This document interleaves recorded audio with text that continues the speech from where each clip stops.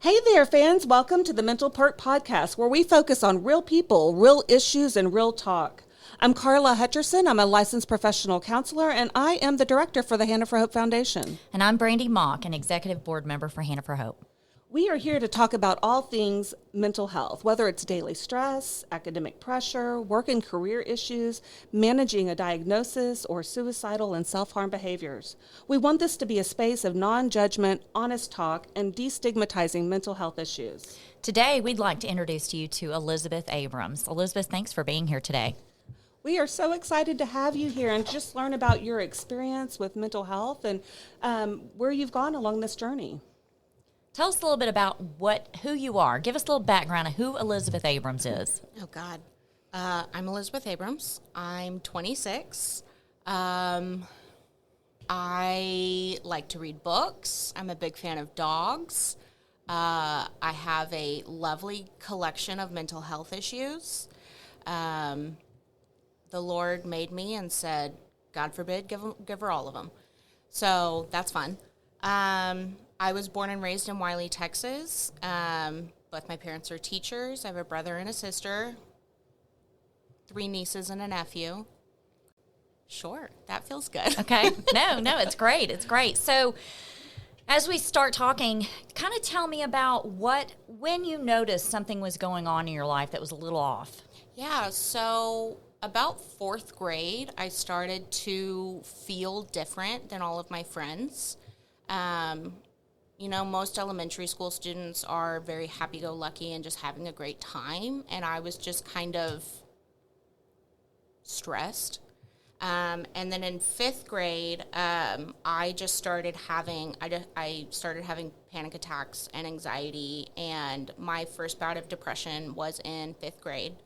I specifically remember my dad and I used to do something called Donut Fridays. We would go get donuts, and then we would sit in the parking lot of my school and just, people watch and trash talk a little bit. I love that.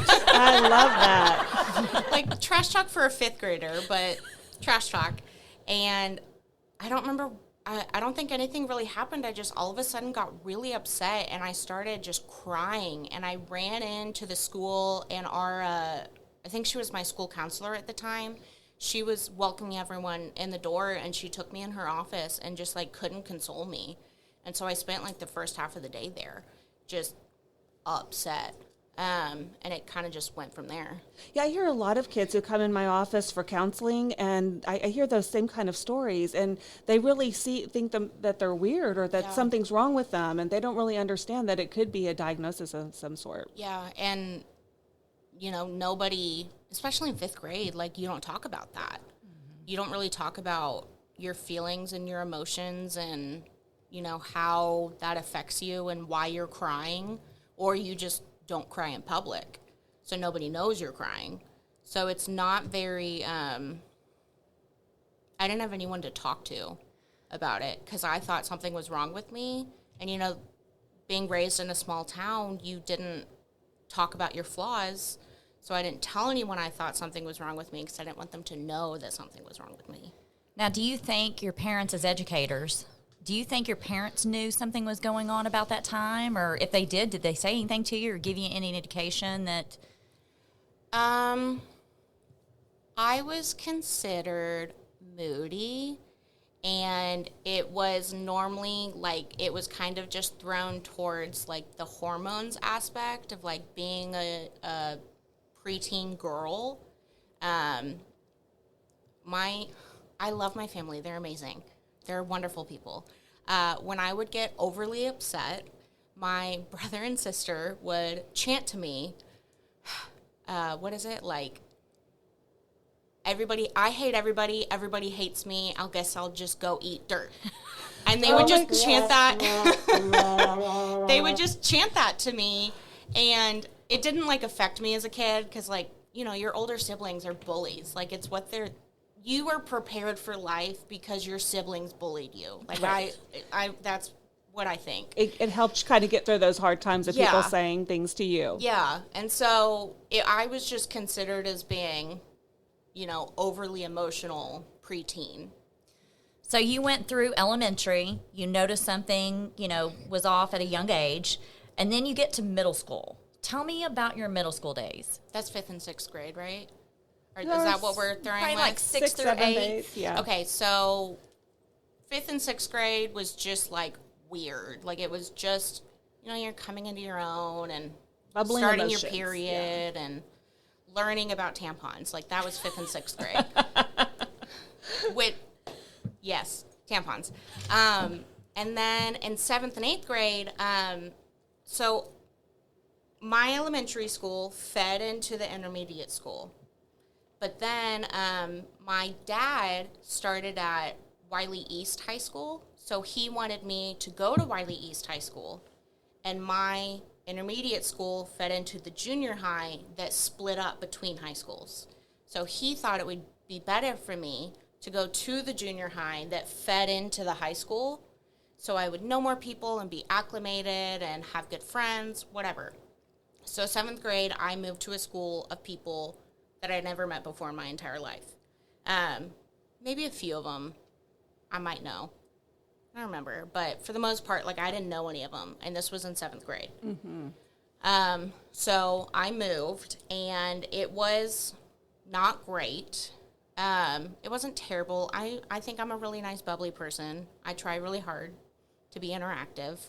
But also, I got a haircut right before I started 7th grade, and I looked like Coconut Head. And I'll have to show you who Coconut Head is. He's a character in the TV show Ned's Declassified School Survival Guide. And it's essentially a nerdy kid that looks like he's had a coconut sat on top of his head and then cut off right here.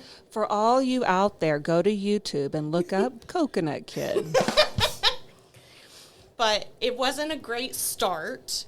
I made some friends, and long story short, they ended up bullying me and ostracizing me and posting about Facebook about me and creating Facebook pages and posting pictures of me and saying mean things about me, and it was really tough. And so that really, started everything for me. It was already a struggle, and then going through a situation where I don't know anyone, and I think I've made really good friends, and then those friends, destroy me and my social life. Nobody at school would talk to me. Nobody would, come near me. It was just not fun. Now, were you able to go home and talk to your parents at the time, or was that just kind of a time in your life that you're like, I'm not going to go home and tell my parents anything? I didn't tell them. They kind of knew. I suddenly wasn't hanging out with these group of girls that I hung out with all the time. So, they knew something was up. But they found out when one day, we had a family computer. You only had one computer in the house. It was huge. And I got on Facebook on the computer, and I was looking at the Facebook page where they were talking about me, and I got upset and just left the room, and I didn't close out the Facebook page. And so then my dad came, and he saw the Facebook page, and he printed the Facebook page out and was like, all right, tell me what's going on. And we went to the houses of those girls. He knocked on the door, and he asked to speak to the parents, and he handed it to them, and he essentially said, you fix this, or I will fix this. Wow. Wow, that's some parent involvement. Yeah. Mm-hmm. A lot of times kids hold all that in, and their parents never find out. Are you glad that your dad did those things? Oh, yeah. Because I never would have stood up for myself. In 7th grade, I never would have stood up for myself in that way. And I think also those girls never would have learned that what they were doing is wrong if they hadn't have been told by a superior person that they looked up to, this is a problem. Because they did later on in life, every single one of them came back to me and deeply and sincerely apologized. That's incredible. Yeah, and I forgive them wholeheartedly. We were in 7th grade. You just don't know. There are so many kids out there getting bullied who don't get that resolution. Yeah. And that's really tough. That's tough to deal with all by yourself. Yeah, I can't even absolutely. imagine the pain that you felt, but you had a resolution. And imagine not ever getting that. And it was, I mean, it was really nice, and it was very important in my growth as a person. But I haven't, I mean, I've been bullied plenty of times since then and haven't gotten that forgiveness. But not forgiveness, apology. And it's been, you know, it kind of does make a difference, but it Helps you reconcile, probably, doesn't it? Yeah. That is just, I mean, amazing that your dad was able to do that. And it's just a message out there for parents to really understand, know what your kids are going through. And the social media, don't be afraid to look at your kids' social media. Understand what's Absolutely. going on social media, because they need you to be their Yeah. advocate. They need you to be an advocate. But I think it is a very, there is a very specific way to do it. Like the way my dad did it, he didn't involve me, and he didn't involve the girls. Right. He involved the parents. Yeah. And it wasn't in like a public setting. It wasn't in an inappropriate way. It wasn't rude. It wasn't aggressive, because he knew these parents. Like we went to church with them. Yes. So it was more of a low key, like you handle this. So it wasn't embarrassing. Yeah. And another point in that is not only be an advocate for your kids and know what's on their social media, but also know the parents of your kids' Yeah. friends. That's really I think that's important very to have a important. relationship, Yeah. so that you can watch out for each other and have that relationship where you can talk to them. Yeah. I want to take you into high school, kind of talking about the development of your mental health and what that looked like for you. So high school was a hot mess. I mean, whose high school isn't a hot mess? Quote unquote, I'll say quote unquote, fell in love multiple times and like had my heart broken, and like best friends did me dirty and all of that. But I wasn't really open about my mental health for most of high school. My dad taught at my high school, and we were very much expected to be the Abrams. Like the Abrams are like stand-up, good Southern Baptist Christians with no issues and no problems and nothing is wrong. So it was very much assumed that I shouldn't talk about that. And did that add extra pressure to you, knowing that was Yeah. how everything laid out? Oh, yeah. Baptist family, father was a principal. I mean, there was Teacher. a teacher, I'm sorry. Yeah. There was an expectation there that you felt like you had to meet. Yeah, and I had to be, like a straight A student and, a good person and not rude to anyone and dress a certain way and, follow the dress code, I guess. But there were a lot of expectations, and those teachers put those expectations on me. I had multiple teachers that would say, I don't really know what I did, but multiple teachers on multiple different occasions would say, either you're an Abrams, I expected better from you, or you're a Christian, I expected better from you, or, you're this, that, and the other, like, you should be better. And it's like I was never doing anything, like I wasn't You're being a normal terrible. kid. I was Yeah. being a teenager. Yeah. A lot of the times, too, though, I had a problem with, authority. And I have a hard time giving you respect if you're not going to respect me. And that's still an issue I have to this day. Like, if you're not going to show me respect, then I'm not going to show you respect. Like, that, I feel like that's fair. But as a 16-year-old, it's not great. So teachers would be disrespectful to me, and I would kind of, like, call them out on it. And then they would just say, you can't speak that way to me, you're an Abrams. I'm like, I get it, but... So it was almost hard for you to find your own identity, or to really, and that's a big part of being a teenager, is really identifying who you are and who you want to be. Yeah, absolutely. That you had all these expectations of you. Yeah. So you had to fall in line, but you weren't really able to express yourself the way you wanted to. Yeah, and, it also goes into, I was very heavily involved with our church, which... a big thing at the time in, from 5th grade to like freshman year, we left the church that I grew up in, that my mom grew up in, that her parents grew up in. We left that church and we were kind of blindly looking for a church. And then we found one like junior high or freshman year. And I was very heavily involved in that, in the youth group and everything. So then there's also going to a small Baptist church. There is a expectation there too. And I am wild. I'm not really sure how to describe me. I'm a little out of the box. I have my own way and my own feelings and my own opinions. And when you're a Abrams and you go to church, I don't know, 1,700 times a week, like you can't have your own opinion. So I wasn't, and that's not, my parents didn't put that on me. Society put that on me. My parents didn't fully put that on me. Society put that on me. So I didn't get to learn who I was until much later in life. So in high school, tell us about the development of your mental health issues and what that looked like for you and what were the symptoms and how did you know things were wrong? So I think a really good standout moment, the summer before my freshman year of high school, I tried out to be on drill team, and I didn't make it. And I was so bummed, like the most bummed anybody could ever be in their life. And I reacted in a way that really should have been a trigger of like, that's not normal.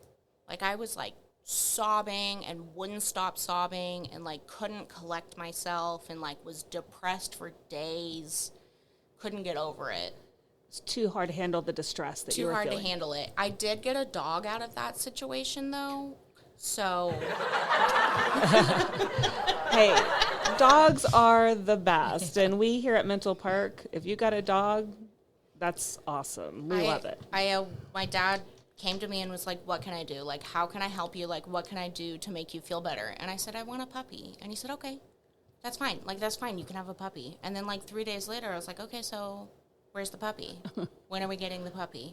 And then I got a dog. He has since passed. But, so that should have shown something. A warning sign. A warning sign. And then, my emotions were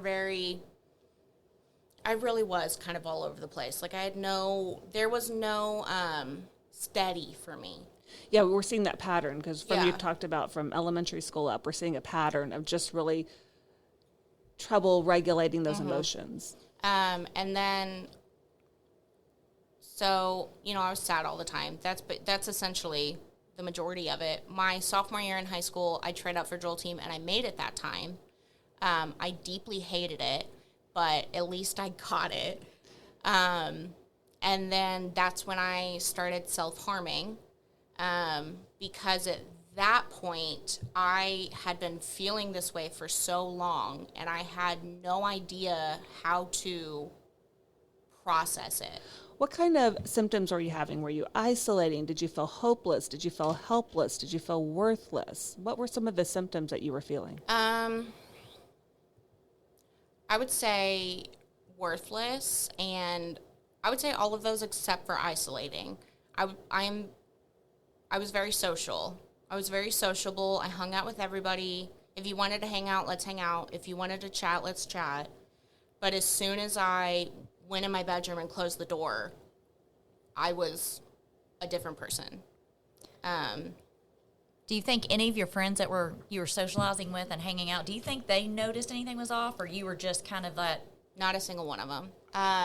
Was that harder for you, though, when you knowing that they were such good friends, and then was it hard for you to go was it hard for you to say, hey, I wish they did know, I wish I could share it with them, or was it something you just did not want to share? I had one friend, her name is Reagan, and we were very, very close, and we were both going through the same thing. And I don't remember how we ended up opening up to each other, but we were essentially each other's, like, lifeboat in this situation. I think she had other people she talked to about it, but she was really the only person there might have been others, but she was really the only person I talked to about how I felt. It didn't, I honestly took pride in the fact that nobody knew, because I was doing so good at my job of faking it that nobody knew and nobody could figure it out. And that is exactly what I wanted. We have so many teens out there who are doing that very same thing. And when something happens or they, hurt themselves in some way, all we hear is, well, we never saw that. They were always happy. They can't be depressed. They're always happy. They always look like they're having fun. And they don't really understand that that's a mask. Yeah, it's fake. My mom, it's a joke. She's kind of serious, but it's a joke. She says I would be an amazing actress. Like, really the only people at this point in my life are, like, my core group of girlfriends and my family are the only ones who would figure out something's wrong. Right. And my girlfriends, that's because we've been friends for over a decade. So they know me, like, in and out. But nobody will figure it out. Even now, like, nobody knows. So you're saying this, and I'm thinking about it, and you handled it great with your friends. No one knew. You had this great social setting to where you could just fake it until you made it. That kind of how it felt. And then when you go home, you'd isolate. At what point did you say, Elizabeth, this is not working. This is hurting you more than helping you? At what point did you say, I may need to do something about it? So before I started self-harming, around that time, I don't know exactly what happened, but I ended up, like, somehow, me and my parents agreed that I needed to get on medication. So I went to my PCP, and they put me on, like, probably Lexapro, like, I don't know, something real simple. And then I started seeing a therapist. And I stuck with that for a while, and then my PCP kind of said, she's a little bit too much for me to handle. Like, this isn't my forte. Like, this isn't what I'm trained in. You need to get her to a psychiatrist. So I started going to a psychiatrist, and he put me on so much. I mean, technically he didn't. His nurse put me on so much medication. What did that look like? How did you know you were over-medicated? I stopped feeling my fingers. At some point, my fingertips went numb. And the thing is, like, nobody that I knew had experience with psychiatry to be able to look at us and say, like, she shouldn't be taking 12 pills a day for her mental health. And, like, my dad was really skeptical. He's a very intelligent man. He was very, very skeptical. But the actual psychiatrist was telling him, no, this is fine. Like, don't worry about it. This is fine. And so he's going to say, okay, like, if the doctor says it's fine, it must be fine. So you looked one way, before medication, where we were having trouble regulating emotions. We were emotional, but you still had a range of emotions. What did you look like on the other side of that? Did you feel your emotions? Did you express them? I was dead to the world. I eventually stopped. I worked really hard. I stopped self-harming. But then once the medication started because the thing, it would be like I'd start a medicine and then I feel this way, so they'd get me on another meds. Oh, I'm having this reaction, so they'd get me on another med. Oh, I still feel this way, so here's a fifth med. Like, it was adding on. And so going through the next couple of years of my life, like, I had nothing. Like, I felt nothing. I experienced nothing. Like, I was not, but I was still, I was like junior class president. Like, I was still going and existing and being involved, but I don't really remember feeling anything for the next several years. And then it finally hit a peak. My senior year, September 24th, I attempted suicide, which was a mixture of not feeling enough and feeling too much, which is very hard to explain. But I was emotionally dead, but I was also, like, I was so anxious the entire time. I still had a ton of anxiety, and I was having panic attacks all the time. I must have been addicted to Xanax. Like, I was taking so much. They prescribed me to take Xanax like twice a day, just all the time. So I attempted to take my life.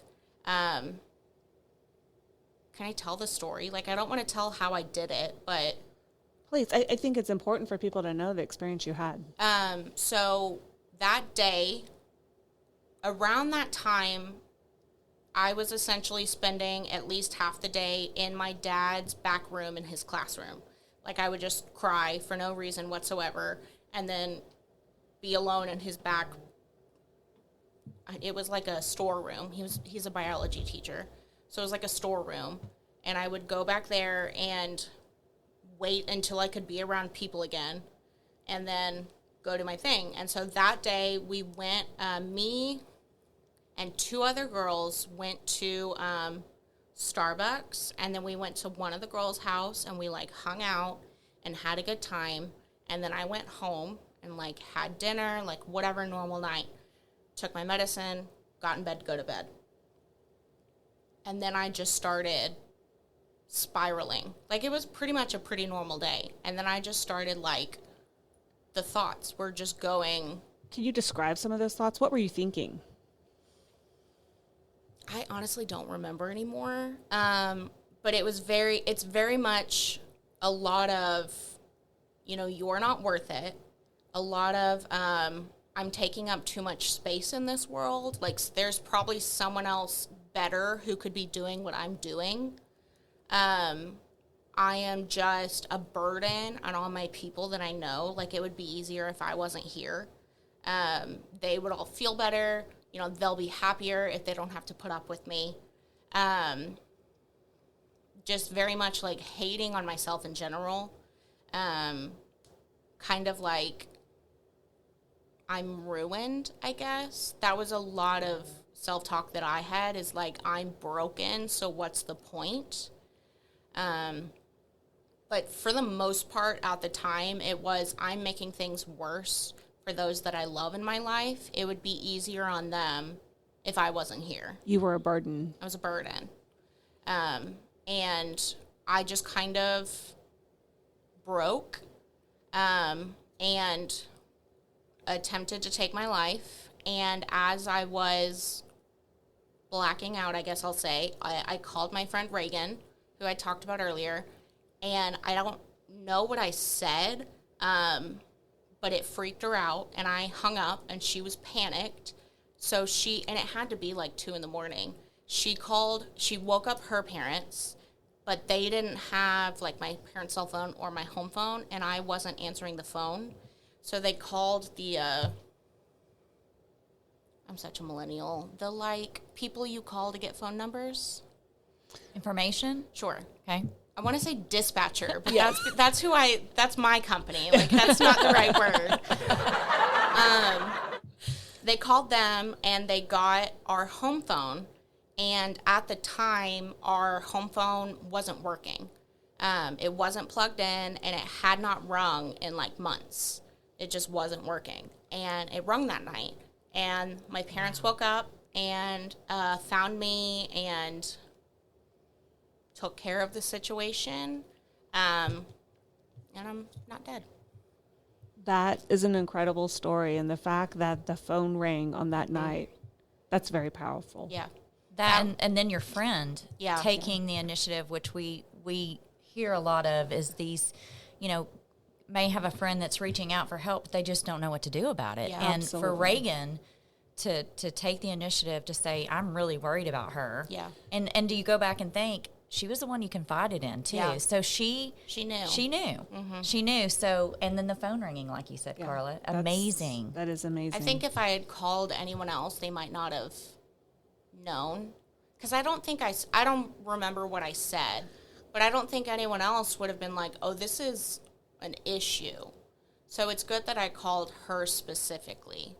Absolutely. I want to tie a piece back because you were seeing a psychiatrist, and I'm assuming that you were diagnosed with major depressive disorder and anxiety. And, yes, that's it. Okay. And then did you see a therapist along with that? Did you just go to the psychiatrist? I was going to therapy, and then a little bit before my suicide attempt, my therapist, this is a roundabout way to say the story, but my therapist was in a car accident, and so she had to go to the hospital and like make sure she was okay. And through that, they found out she had cancer, and it was essentially terminal cancer. And so not long after that, she died. And I don't think I've ever really recovered from that, because she was like my best friend. She got me through some really terrible stuff. But after she passed, I don't think I started seeing a therapist again until after the suicide attempt.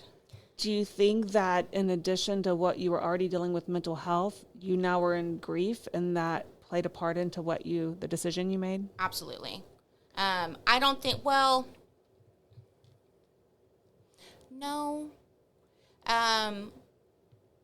It didn't specifically affect me. Okay. My thoughts weren't really on that.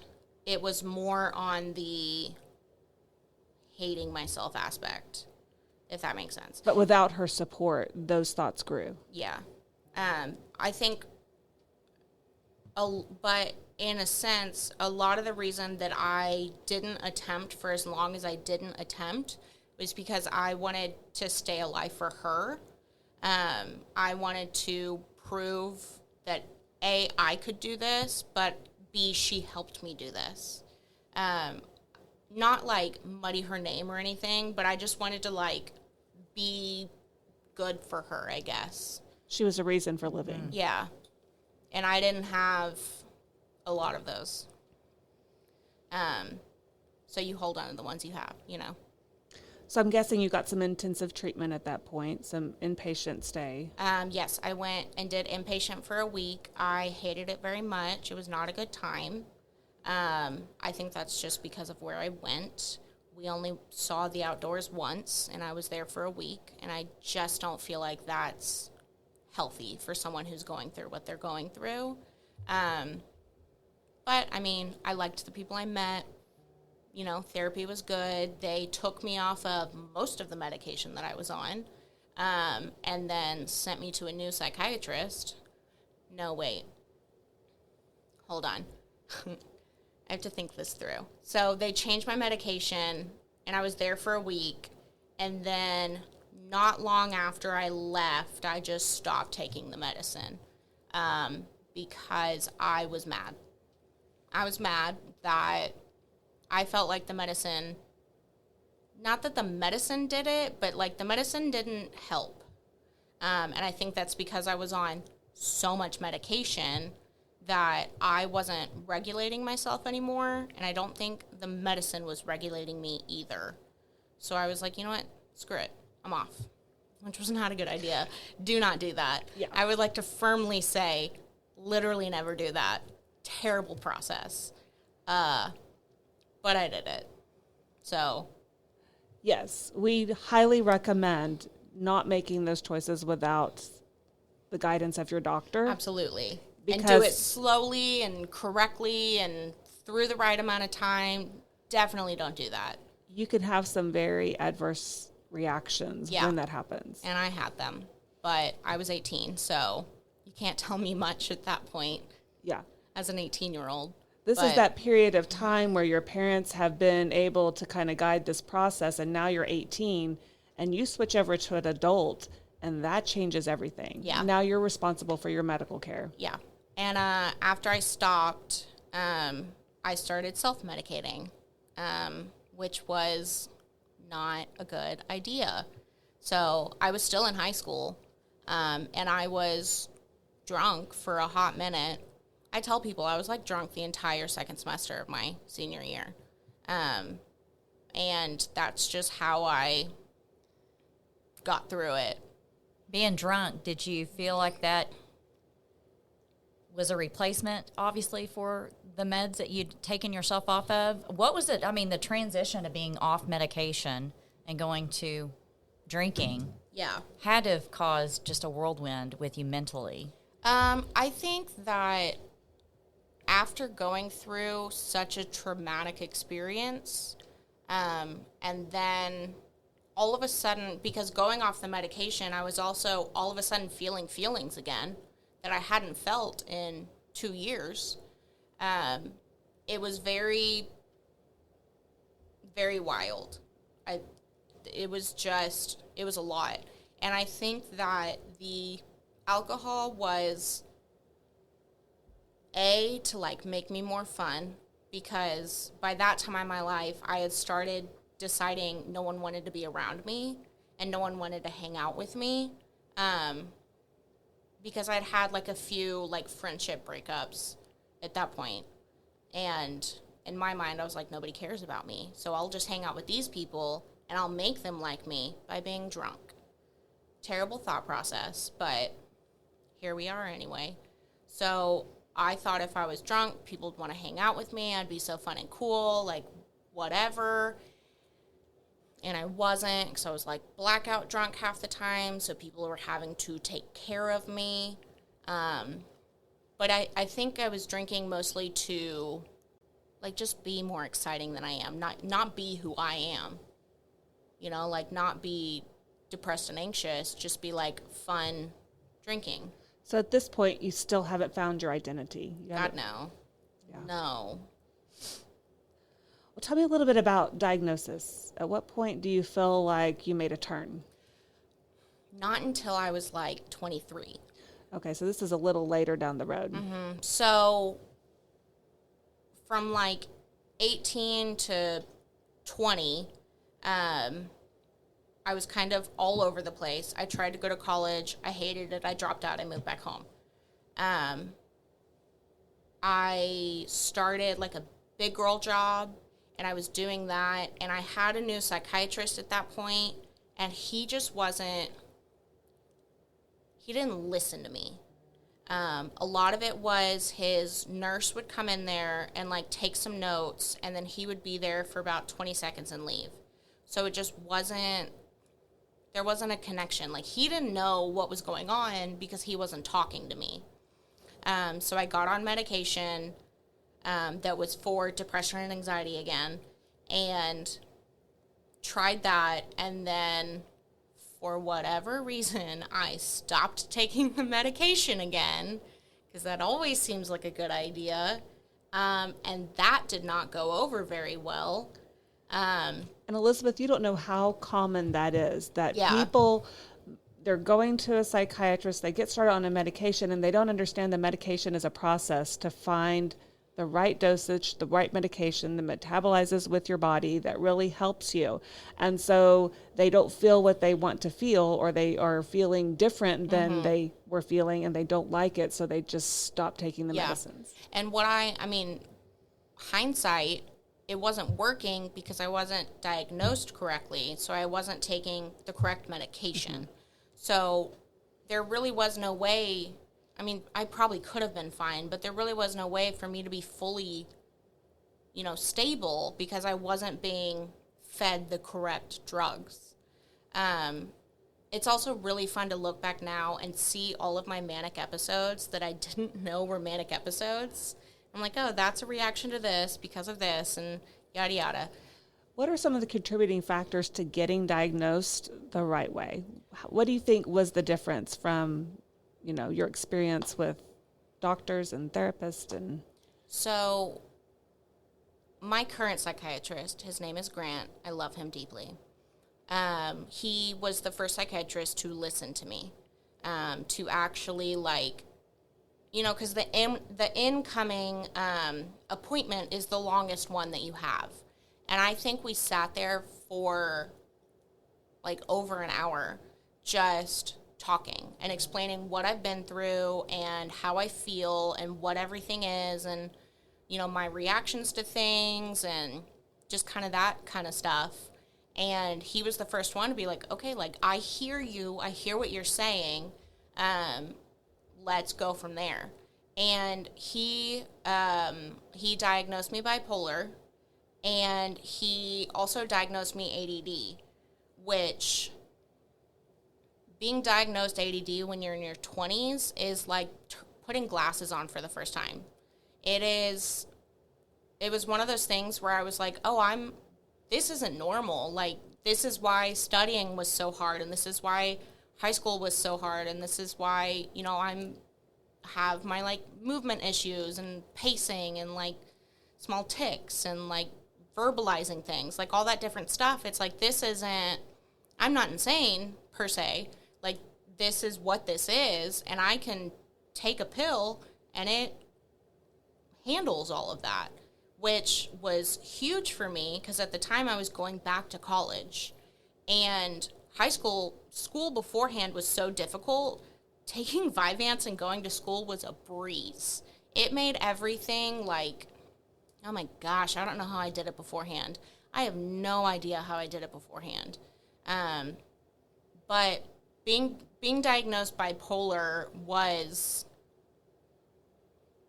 life-changing, because I didn't fully understand anything I was going through. And, I was depressed, but then I would also be so happy. And it didn't make sense to me, like, how can I be suicidal for several weeks, but then also be, like, over the moon for several weeks? Like, it just didn't make sense to me. I think over time we've accepted depression and anxiety, and that people have these, and it's pretty common. Mm-hmm. What people don't get is bipolar. Mm-hmm. And when they hear those words, it freaks them out. Yeah. But what you're saying is hearing those words saved your life. Yeah. And I don't really get scared by mental health anymore. You could throw any mental health term at me, and I'm like, great, here we go. Like explain something. Because for me, it explains something. And I think that's the, like, scientific part of my brain. Like, I just need to know and understand what is going on and why it is going on, because otherwise I'm crazy. And I am unhinged, I guess. It just doesn't work because I'm different than everybody else. So I don't know if that makes sense, but, like, I'm okay with being different than everybody else if I can explain why I'm different than everybody else. Mm-hmm. Like, I don't mind. Like, I am perfectly okay being, like, 1 in a million. Like, that is fine. But I like being able to say, this is why my emotions are a certain way. And I think that is so important. Number one, so many key things I think Elizabeth has shared with us today is, one, the fact that you didn't give up on therapist. I think that is so important. You reiterating, one doesn't work, you go to the next one, because you listen to your body. Mm-hmm. It may have taken you a hot minute to get to that point, but you didn't stop. Yeah. You listen to your body. And I think that that's important for you to tell people that when one therapist doesn't work, or you feel like you're on something that's not working, talk about it. Yeah. Tell them, look, this is not working. I don't feel comfortable, knowing they're the expert, but also, too, they get their information based off of the patient's reaction. So I think it's so important that you've shared that with the audience, letting them know, listen to your body. Don't stop therapy. Mm-hmm. Keep going to therapy. If you don't like your therapist, find another therapist or psychiatrist. Yeah. Correct? Yeah. And I think what I try to tell people is, yes, the medicine is important, but it's very important that you like and have a relationship with your psychiatrist. Because if you don't, they won't listen to you when you say, like, hey, this medicine's not working. And people are scared of medication. Yeah. They really are. They're very scared of medication, but there's some situations, and mental health is really important to understand, the medication can be very valuable in the treatment. Yeah. It's not the full treatment. We don't want to over-medicate. We don't want to solve the problem with medication, but it really helps in the treatment process. Yeah. And that leads right into the therapy. And the therapy with the medication balanced correctly is going to be very helpful. Important. And I tell people often, like, if you're going to do one, you should do both. I mean, if you just need therapy, you just need therapy. But if you're going to go to a psychiatrist, go to a therapist. Like you should do both in that situation. Yeah. And people view therapy negatively in a lot of cases. Oh yeah. You know, I've dealt with that a lot. And it could just be they don't have the right therapist. Absolutely. And I think there's a huge stigma with therapy because people view it as like, I don't want someone like in my life. Like I don't want them like involved in, how do you say this? Like I don't want their like nose in my business. And I'm like, yeah, I mean, I get that, but who are you talking to then? Because we're all going through something. There's not a single person on this planet who is not going through something and doesn't need to just like talk to someone. I agree 150%. And I think also too, the way I explain therapy is it's like your car needing the oil change. Yeah. You have to maintain it. And therapy doesn't mean you're going through a crisis. Yeah. Sometimes you're going to therapy just to have someone to listen to you and talk to. Absolutely. And I think just having that alone is like your tuna, right? So I think it's so important what you just said because you have to have something that's going to keep maintenance. It's and just self-care. Self-care. At the end of the day. It's great. Yeah. You wash your face every day, just go see a therapist once a week, once a month. Like, I mean, it's a safe space. It's like Yeah. they listen, they're your advocate. It's non-judgmental. I mean, you can say and do anything in therapy and it's your safe space. Yeah. And who doesn't need a safe space, right? And I also say a lot, if you're going to a therapist, you're starting to go to a therapist, your first appointment, it's like a first date. Just treat it as a first date. You're getting to know this person. You're telling them about your stuff, see how they respond to you. If you don't like it, don't go back. Try again somewhere else. Like, you're not going to find your husband on your first date. That would be a terrible idea. If you want to get married, like, work your way through until you find the right man or woman and stick with that one. And then if it doesn't work, leave. Like, you aren't legally obliged to stay with one therapist for the rest of your life. Like, you can date around. I don't see why not. Absolutely. Until you find someone you're comfortable with. Same with psychiatrists. So in closing, your story's amazing. And for you opening up your heart is going to help so many people, Elizabeth. I mean, it is going to allow people to truly relate to circumstances and things that they're going through in life. In closing, what is one thing or a few short things that you want your audience to know in order to keep going through life? I think something that's really carried me through is the scientific theory that it's not always going to be this way. What is bad is not always going to be bad, and what is good is not always going to be good. There are ebbs and flows through life, and it's not always easy to handle the ebbs and flows, but you can. You're stronger than you think you are, and you are more than capable to handle all of this. So you need to be okay with change and accepting change and being sad sometimes and being anxious sometimes and being good sometimes. You just kind of have to be willing to take it and know that you're strong enough for it. I think those are such important messages. And what I really heard you say through this whole speech is be your own advocate. Yeah. Be an advocate for yourself. Be an advocate for your mental health. I also want to mention out there to all of our listeners, if you are having suicidal thoughts, if you are having thoughts of harming yourself, please reach out to someone that you know, that you trust, a family member, a friend, a trusted adult in your life, and make sure you're letting them know how you're feeling and what's going on. If you don't have someone that you feel comfortable talking to, please reach out to the national hotline at 988. We want to thank Elizabeth for sharing her amazing story with us and helping us understand her process of mental health and how she became her own advocate. We want to thank you for tuning into Mental Perk. We hope our talk today highlighted real people working through real issues based on mental health. Our goal at Mental Perk is to make sure every one of you knows you matter. You're never alone.